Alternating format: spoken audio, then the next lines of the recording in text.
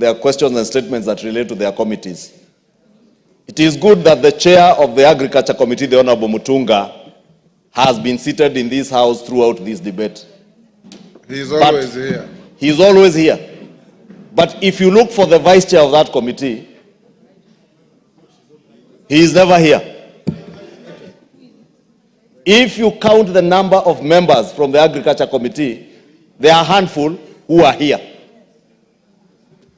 And Honorable Speaker, I'm saying this to serve notice to members of the Agriculture Committee. And I know the whips are here. They know what to do. Honorable Millie Odhiambo knows what to do as a whip of the minority. Honorable Soro knows what to do with members of the Agriculture Committee who are not there to transact business that relates to their own committee. Members of Parliament who come from coffee growing areas. Honorable Speaker, as you said, it is not enough to shout in funerals how much you are pushing for coffee farmers, yet when you should be pushing legislation that will benefit those coffee farmers, you are never there on the floor. But after this, you will hear members over the weekend saying, oh, we have legislated, we have passed a bill. You passed it and you are not there. You did not contribute even a word in the enactment of that legislation, Honorable Speaker. Allow me, Honorable Speaker, tomorrow, I am listing all constituencies that grow coffee, and even those with potential to grow coffee. The member for AJAABU told us yesterday that he was the first farmer to introduce coffee in Uasin Gishu. Therefore, when we talk about coffee growing areas, we want to see members from Uasin Gishu in those areas where they are growing coffee. The Honorable Sunkuli has been here because in Kilgoris, he knows they are now growing coffee. So it is not just members from Central Kenya or the Mount Kenya region where they have been traditionally been growing coffee. I have seen coffee, as you said, Honorable Speaker, in Endebes, in Trans Nzoia County. I'm glad that the Honorable Magufuli, Honorable Speaker, Majority leader, if you want to know, coffee is grown in Kiambu, yes, Murang'a, Kirinyaga, Embu, Nyeri, Machakos, Meru, Nyamira, Kisii, Kakamega, Bungoma, Machakos, Kericho, Nandi, Uasin Gishu, Trans Nzoia. Thank you, Honorable Speaker. Yes. Now you have done what I intended to do tomorrow. Yes.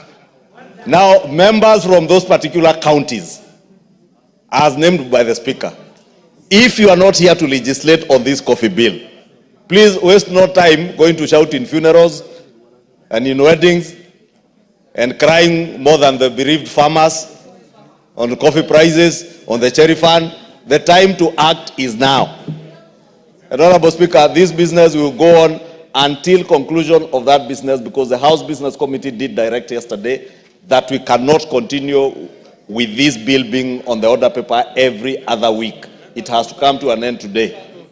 And therefore, Honorable Speaker, allow me to move and request all those members, those from Kiambu County where I come from, all of them, including the member for Kikuyu, who has not a single coffee bush. But my neighbor, Honorable KJ, had about 100 coffee bushes around Mohori area. But nowadays, I see he has planted houses more than coffee. But it will be important that all of us are there, Honorable Speaker, so that we conclude this debate this evening. And I would like to ask the chair of the committee to continue the good work he was doing, and therefore beg to move. It's a procedural motion, nothing much to say, and request the deputy whip of the minority, the Honorable Mwenje, the member for Embakasi West, where there's not a single coffee bush, but he was here last week. Honorable Speaker, it was so embarrassing on Thursday when we closed business. Besides the chair of the Agriculture Committee, and I think Honorable Pukose, is only the leadership that were here, about 8 people. On Thursday, the member for Githunguri was also not here. And she's among the people who are very good in shouting at funerals about coffee. and she was not here on Thursday. So make sure the member for Githunguri, this afternoon you are here, this evening up to midnight. Thank you, Honorable Speaker, and I request Honorable Mwenje to second.